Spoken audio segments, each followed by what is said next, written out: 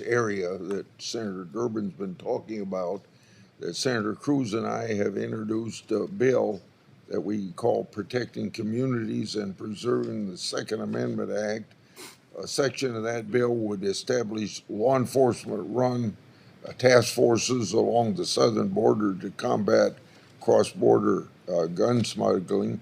So far, we don't have bipartisan support, and I would beg for bipartisan support.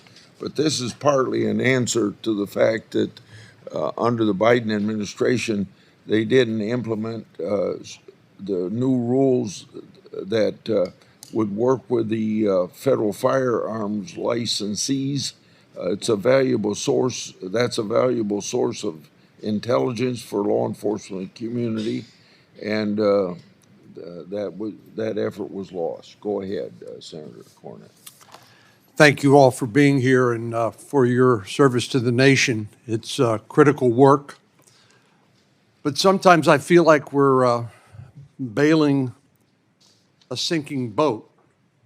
And I think if I reflect on it, there's a couple of reasons why that's the case. One is we've seen for the last 4 years an open border policy, which basically was an open door to criminality, gangs, human trafficking, drugs, and the like, which made the United States a very lucrative market for the work of the cartels that we're here to discuss. The second, and I want to direct this to you, Director Perez,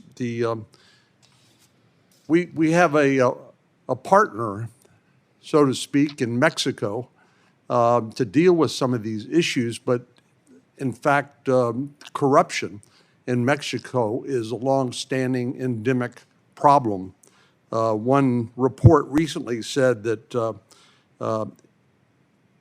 in a review of the activities of state-level anti-corruption prosecutors in 5 Mexican states, out of nearly 6,500 investigations opened, only 22 convictions were achieved. Yet we depend on the Mexican officials and their vetted units to work with our intelligence community and our law enforcement agencies to go after the fentanyl labs and the cartels. But what do we need to do? Or is there anything more we can do to address the corruption issues in Mexico? It seems like President Trump has gotten the attention of President Sheinbaum, and certainly the extradition of the 29 individuals was a positive sign. I don't recall that ever happening before under any previous president. But what do we need to do to try to address the problems of corruption in Mexico?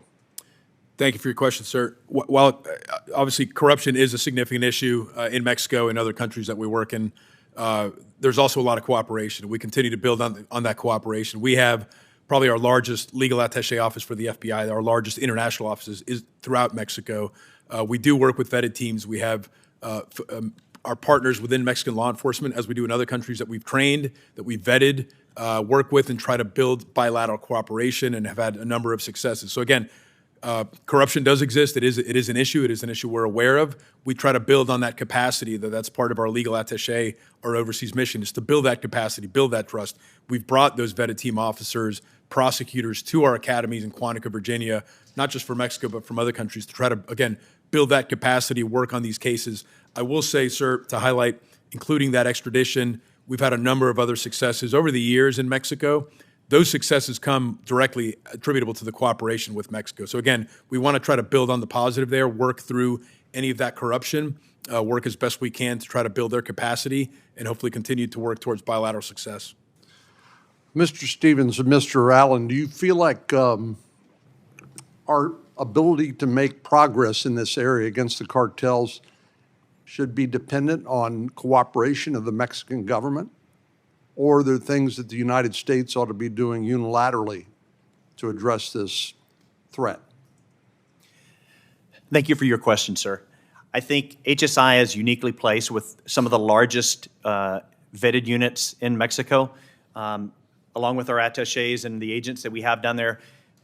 While we have seen corruption, what we're seeing now is increased cooperation. We've been working through capacity building, and we've seen commitment from them to include a success that we've had earlier this fiscal year of the seizure of the largest amount of fentanyl ever seized in Mexico's history, which was 1.5 tons of pressed fentanyl.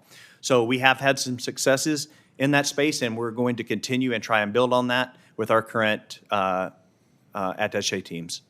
Mr. Allen? Sir, I would actually echo my colleague's words about cooperation in Mexico, but also his words about corruption in Mexico. I spent 2 years in Mexico myself. I had a front row seat to it. Historically, there is quite a bit of corruption in Mexico.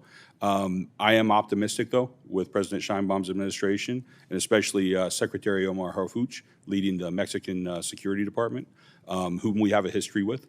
As far as directly to your question, I think unilaterally, bilaterally, any tools that we can bring to save American lives to this fight, I'm for. Senator Klobuchar.